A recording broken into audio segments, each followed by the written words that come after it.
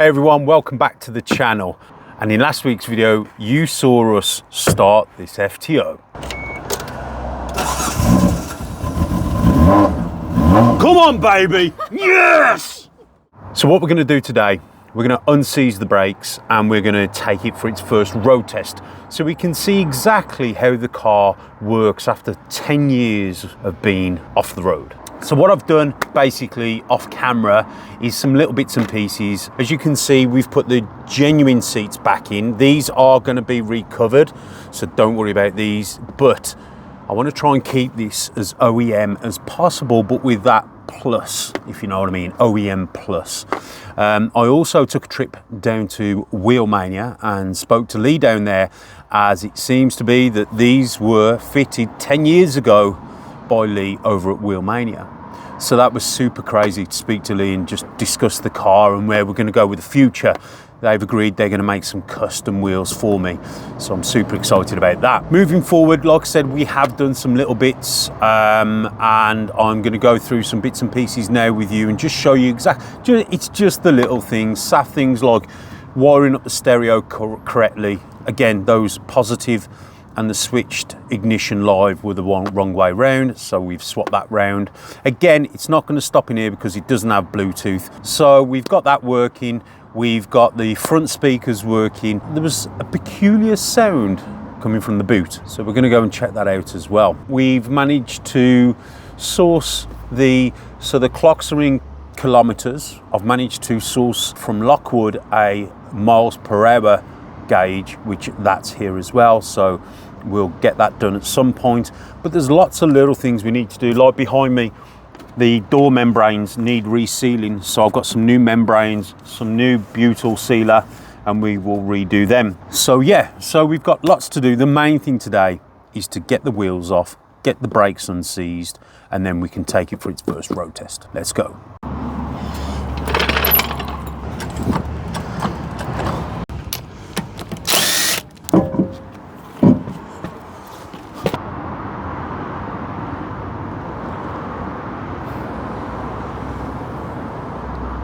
Okay, so what I've done, I've took the bottom caliper bolt out. These are sliding calipers or sliding bolts, sliding pistons. The handbrake's attached to the caliper, which quite an advanced design for this year. Most cars were using, like, they got disc brakes on the rear, they'd have drum shoes. The Japanese, however, started to put handbrake winders on the calipers, it made things a lot easier. So these discs and pads are shot. We will have to order some more, but like I said, for today's purpose, we're just going to get the car rolling, make sure that the brakes, when we press the brakes, that the piston will return back. So I need to double check it's not the piston, but this slider is seized straight away, so we need to take that out and deal with that, and then we can just fit this back up and move to the next one. Again, the same as the rear, these run on sliding or basically floating calipers with pistons that move back and forth that allow the caliper to float on the housing. This one, as you can see, is heavily corroded, so it's not a problem because we're replacing the whole front brake system. However, we're not going to do that today because I'm waiting for some braided hoses to turn up so we can fit the new brake upgrade. But again, like I said, we just want to try and see, but the pistons are seized as well. It is what it is. I'm not too fussed about them, like I said, because we're replacing them. We'll crack on, try and get them unseized as best as possible, so at least we can try it on a road test. Just to give you guys an idea of what we're doing with the vehicle, like I said, we are going to try and keep it as OEM as possible.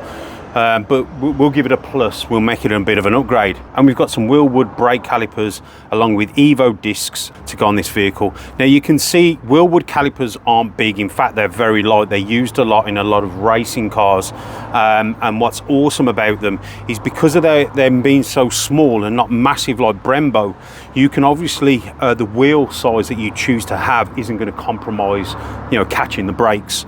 The other good thing is they are so light, it is crazy. Now what I want to show you is on the original caliper we have a single piston, where Wilwood we have 4 pistons, which will obviously clamp the brake in a lot better fashion. So I'm super excited to get these fitted. Like I said, we do have the Willwood racing pads to go in as well, which will absolutely give us some amazing stopping power. That's going to be the upgrade for the FTO. Okay, so what I think I've decided to do, my ADHD is getting the better of me, and I think my plan was to get this on the road and use it sort of, you know, over the winter, and then come the summer, strip it all down and mint it, you know, make it mint. The more I do, the more I feel like if I start taking the wheels off now and doing the front brakes and replacing the front brakes, I'm going to want to do the suspension. I'm going to want to fit the coilovers. I'm going to want to, you know, clean up, you know, the bottom arms and fit some new bushes, and then I'm going to want to clean the whole wheel arch and stuff like that. So I'm just thinking, you know what, Gav, don't rush it, keep it off the road, do bits at a time. I'm also in two minds what to do with the engine bay, but I'll discuss that in another video. So long and short of it is, I think what I'm going to do over the winter, I'm not going to use it. I'm going to basically strip it all down, send parts off to be powder coated, fit new Powerflex bushes where possible, fit new suspension where possible, and make the vehicle back to its sort of original form before I attempt to drive it on the road. That's what I feel, and I think that's going to be the way forward, because with this build, I'm going to be keeping this car. This car, you know, this is something that it means a lot from my childhood and all that sort of stuff. So I think for me, I'm going to keep the car, but for me to keep the car, I've got to do it right. That's what I think I'm going to do. So without further ado, let's get back into the video and see exactly what's going on. Got a monster inside of me. You better watch out if your enemies are road ahead of full prophecy to be the greatest beast the world has ever seen. I feed him every day like the So guys, you're not going to want to believe my expression when I opened this boot and I saw this big 2 10-inch Tornado subwoofers, and obviously there's an amp in the back as well. This wiring, I have no idea what it's for. It looks like someone's using it as an earth, maybe. So I need to look and see quite what's going on with that. But wow, what a subwoofer. That takes me back to my day, that's for sure. And this is exactly, you know, how the car came. And for me, I mean, this is some paperwork which obviously is fantastic. Old paperwork with a vehicle is everything. Don't know what this off. I have no idea. If you know what it's off, leave a comment in the comment box below. I think I've got an idea, but leave a comment down below if you know what that's off. So we've got an old steering lock, which is obviously important. We've got a hat. We've got some boxes of bits. We've got some of the old. So these actually go down the side there, and you can put stuff down there. So under the carpet, so they're little cubby holes. So we've got them, which is fantastic because again, that sort of stuff is hard to come by. Pure Garage, is that Pure Garage? Pure Garage 98, something like that. Wow, classic. The old wheel nut lug remover, always important. We've got a bag full of audio wires. Check this out, guys. Original Mitsubishi toolkit for the car. Wow, that's super cool. We've got some old magazines, Octane 2007 April. Wow.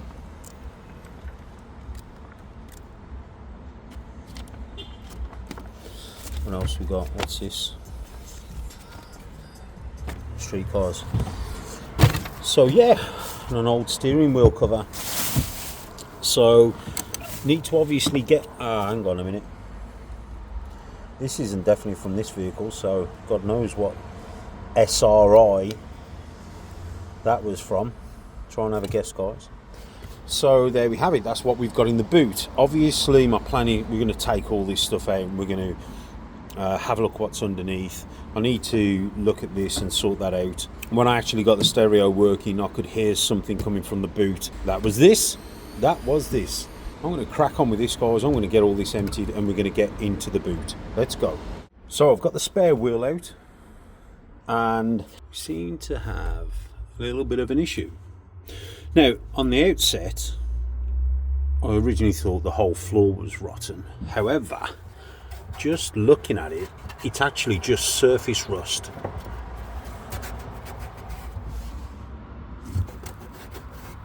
What I need to do, there's a bung here I'm going to take out. We've obviously got a water ingress into the boot, which looks like it's coming somewhere from here, which means it's coming there. So it's coming actually through the boot somewhere. So in the boot we do have the spoiler, which could be where the water's coming through. We've obviously got the lock there, which could be. So again, we've got, yeah, there's your culprit. I'm confident, I'm not sure if you guys can see that, but we've got water marks through the actual bolt head. And again, you can see it's all around this area, so that's my culprit there. So basically, when it rains, it leaks, comes through, drips through, and then collects in there. Okay, so that's not going to be a bad thing, because ultimately we can clean that up, get them bungs out, get the water out, tidy up in here, make it look, 100 times better, and we can treat that just in case. But we can definitely tackle, and again, you can see here as well. So I definitely feel the water is coming through the spoiler bolts, because there's normally a seal that sits there, or some sort of seal that sits there that allows the water not to come into the actual boot. And again, we've got something this side as well, a little bit here as well. I will seal the back of the lights as well, just in case. But these are just, as you can see, just bolts that go through. So the bolts, so it's just the bolt holes. But we'll get all this interior out, some bits and pieces. I'm not sure. We'll just, tennis ball, dogs will love that. Not sure what it is. There's an original earth wire. We'll rewire that. We'll just make it look nice. I think the reason for this earth wire, the reason why they've put that there, is because you can imagine if you've got that big subwoofer and you need to get your spare wheel out, you're going to struggle. So they've kind of made it a bit of a quick release type thing, where they can get the subwoofer out to an angle where they can get the spare wheel out. Anyway, I'm going to crack on with this. We're going to get this cleaned up, and we'll come back and we'll see exactly how it looks. So I've literally just quickly wiped this over with just a rag, just to get up all the water. And as you can see, most of it is coming up, so boot pan isn't that bad at all. I've also found the original wheel nuts, which is always good because we've still got the original wheels. So my plan is now, what I'm going to do, clean this up a bit more, and I'm going to set this up so I can try and find where the actual cause of the leak. I think it's the boot spoiler, but we're going to find out anyway. The other thing I'm going to do in here is do full sound deadening, bring it a bit more up to date. It has a little bit of sound deadening, but we're going to do the whole boot. It has a bit more here, but I'm going to do this part as well once we've found out where the actual water leak into the boot is coming. So I'm going to crack on with that. It also could be, thinking about it, we have actually got, so we've got a rear wiper. Now that's got a rubber seal, because obviously the motor is there. So there's the motor, and it comes into here. So I'm wondering if it's coming through there as well, but I can't see any water coming through. So the boot light works. The first time I noticed that. We've got some 6x9s in the parcel shelf. What are they? Old Pioneer. Classic. The actual parcel shelf is designed for 6x9 speakers, so that's crazy. They just need better wiring, in my opinion. We're going to tidy all this up, Main thing is to find out where the water's coming into the boot, and we're going to tackle that next. Let's go. So we've done as much as we can do in the boot for this episode. There's a few parts I'm waiting for. We've cleaned it all up, we've treated certain areas, we've stopped the water leaks. I did find another water leak coming in from the rear washer, and that's actually the actual jet that's broken, so I need to get another one of them, so I can't do anything with that now.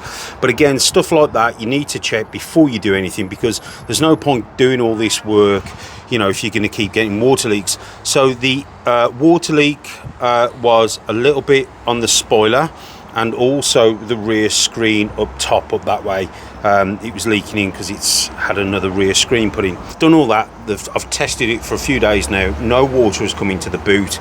So we've prepped it. We've put some extra sound deadening in, because obviously we're reinstalling a sound system, but also, you know, these cars do have a little bit of sound deadening, but not much. So obviously we want to make it as comfortable and as modern as possible, again, but with that classic Japanese look. So sorted out all the wiring, tidied all that up, done all that. We've actually, I'll get into it a bit more, we have upgraded the speakers while we're there, and I have sorted out the wiring properly. We are going to upgrade the boot light, because when that's there, it's not very powerful, and obviously when the subwoofer's there, you're not going to see inside the boot. The relay for the rear wash wiper motor, we're going to keep the rear wash wiper motor because, I don't know, I'm old and I like to see out my rear screen. So we're going to keep that.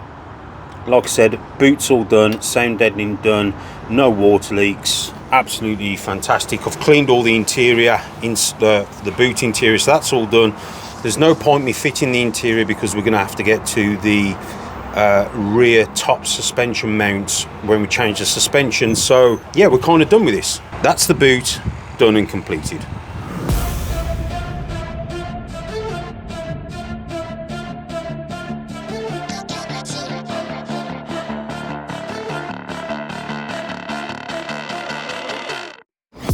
Got a monster inside of me, you better watch out. If your enemy's a road ahead of full prophecy, to be the greatest beast the world has ever seen. I feed him every day like the bones clean. I feed him all the hate and he grows me, and he gets cause real big, pissed off quick. And if you cross him, you might drop dead. Metaphorically, of course, settling the score, never getting bored. Lots of blood and gold, always wanting more, freedom from the source. They don't really listen until they feel it for the party. And if you start shit, you be heartless in the darkness. Torn apart quick, you left scars ripped, you be chewed up and discarded.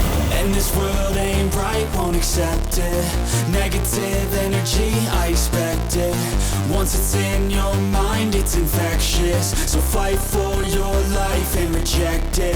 You better give me space, I'm protective. My adrenaline spikes when I'm threatened. And if you stay in my way, I'm aggressive. So just real quickly, obviously I redid all the membranes behind the back of the door cards.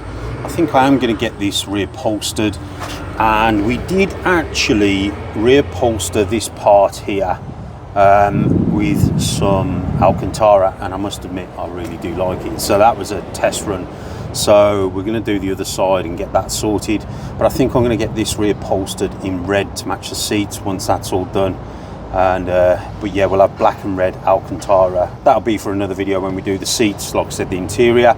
But we did do this, and I think it's come out really, really well. I do like this. So that's the door card. So there we have it, guys. I hope you've enjoyed this week's video. Like I said, it is just a real quick update. We've mainly tried to concentrate on the boot and the interior, like the door cards. Obviously, we've sorted out the clocks and we've got that all up and going, and we fitted the steering wheel just for feel. Like I said, we will probably end up stripping some of this back down, because I want to change a few things like seat belts. Well, that's going to come in the next video. In the next video, we're going to look at all the upgrades we've got ready to bolt onto the vehicle. Like I said, what I think I'm going to do is concentrate on the boot, the interior, the suspension, all that sort of stuff, get all that going. I did try to take it for a drive around the block, and the brakes weren't the best. Let's put it like that. It was all show and no go, if you know what I mean. Because the brakes were binding, I was struggling to get up to speed, so I just quickly pulled it back on the drive, and I just thought, you know what, there's no point. So we're going to get the brakes sorted, the suspension sorted, we'll get it as a rolling chassis, we'll drive it, we'll see what the engine's doing, and then we'll go from there. But guys, I really do appreciate your support. If you haven't already, please subscribe. It means the world. It is free. Hit that notification bell and smash that like button. It just gives me an indication of if you guys are enjoying this channel or not. And like I said, thanks for the support. Welcome to the journey, and I hope you stick around to watch the rest of the videos. Take care and have a good day.